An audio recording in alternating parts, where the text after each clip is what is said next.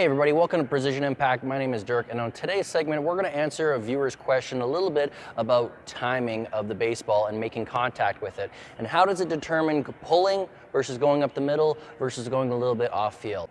Simply put, our hands are going to determine a lot of how we hit the ball or where we hit the ball. As long as we can stay inside the baseball, we're going to be able to drive it up the middle or go the other way. As soon as our barrel starts exceeding our hands and getting in front of our hands and getting around the baseball is when we start developing a little bit of a pull. A pull will come from us being early on a pitch. If we're right on time, we're gonna be able to drive that ball up the middle. If we can adjust our hands, we're gonna be able to put it the other way. It's better to be a little bit late. It's quite easy to speed up.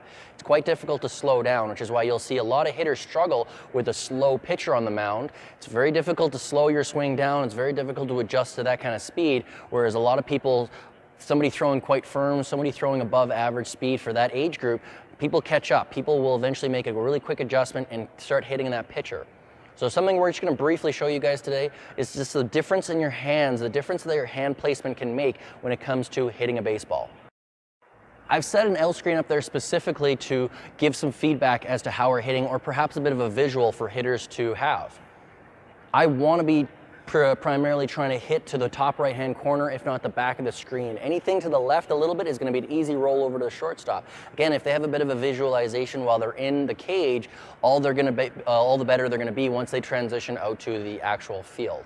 So again, a pull is just simply something that looks like where that hands are getting behind the barrel and that barrel is getting out in front of their hands. Quite easy to pull that ball, and it's very common for kids to develop a pull early in life if they're not aware of staying in on the baseball. So again, you're going to see people pull quite often when their hands are getting out in front and they're rolling over quite early.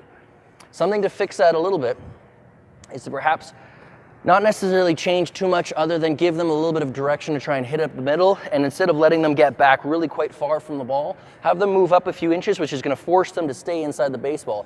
It's going to be quite difficult for them to get around a baseball when they're up in the box a little bit more. So from this situation, as I've moved up a couple inches, all I want to start thinking about now is to stay inside the baseball. And what I mean by staying inside the baseball is simply make sure my hands are inside the baseball and not around.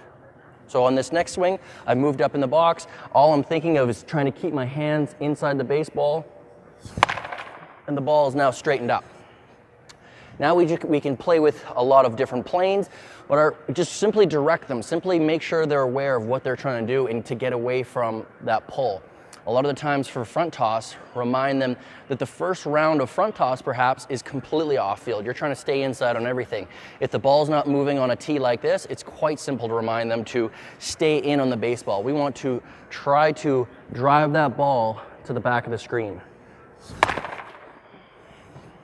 And then it's just a small adjustment to be going quite a bit off field. You'll go from squaring it up here, as you can see, squaring it up to our hands just slightly more extended, or the ball traveling a little bit further back in our stance.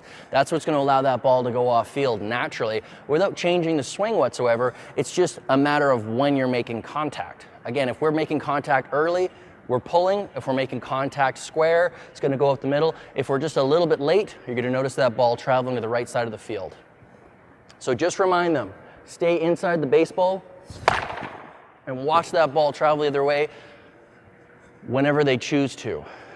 Implement the same idea when it comes to a front toss, and then when it comes to overhand BP, and just remind them to be in control of whatever they're doing. As always, if you have any questions, comments, or concerns about the video, or some ideas for future videos, leave a comment down below.